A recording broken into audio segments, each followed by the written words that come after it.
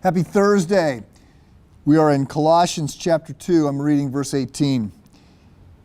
Do not let anyone who delights in false humility and the worship of angels disqualify you for the prize.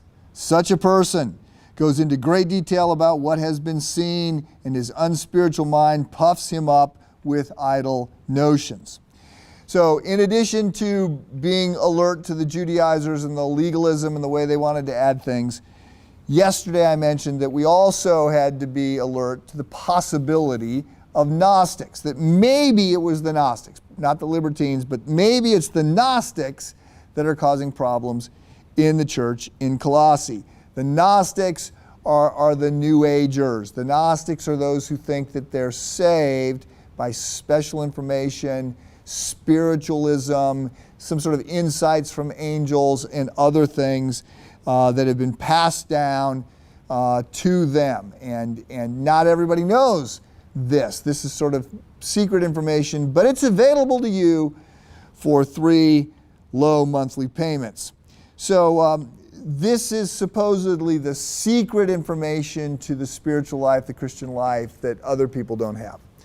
So let me say, you might think that you are not susceptible to this kind of nonsense. Okay, maybe not. A lot of people out there who think that certain diets are going to work and they're going to lose weight without the work, or you can buy a house with no money down, or all these things. There's a lot of promises out there, and obviously they're working for somebody.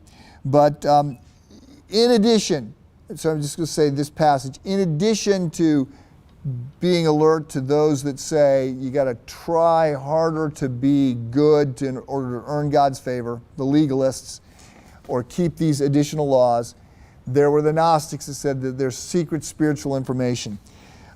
We could talk about that. I want to focus on another part of this passage, and that is the fact that people's mind, unspiritual mind, gets puffed up by these kind of notions. I want to hammer again at the idea of humility and the dangers of pride. Pride comes up all the time in Scripture as sort of the root cause of so much of our life going wrong. Humility is advocated over and over. I've spoken about humility ad nauseum. I know a lot about humility, having studied it so much. You might consider me an expert on humility. I'm joking, by the way. This is right. I'm just pointing out that as soon as we start to talk about humility, it is a shy virtue. It goes away. When we think we're humble, when we're impressed with our humility, right, it doesn't work that way.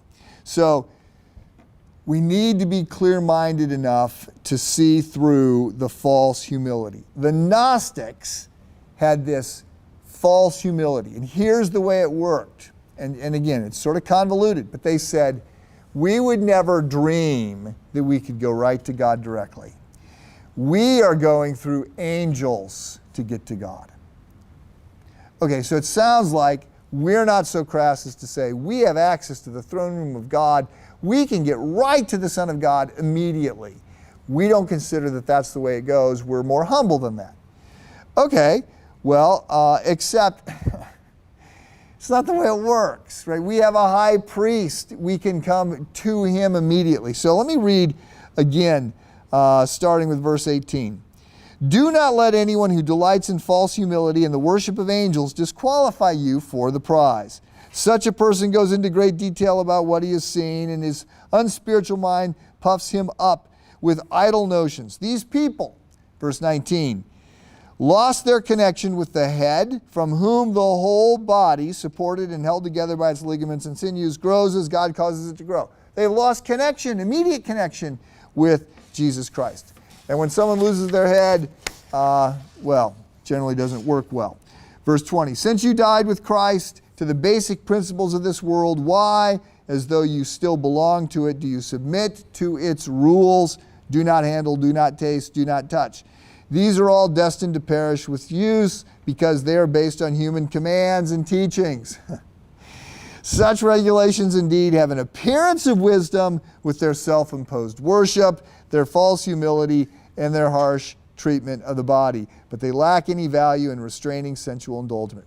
The fact of the matter is, you have access to Jesus Christ, our high priest. We can approach God directly. We don't have to go through angels. We don't need our own merit. We don't need secret information. The gospel is amazing. It is also true. So, lean into Christ. Fight to keep your relationship with God unencumbered by additional rules or crazy ideas of secret information. Have a good day.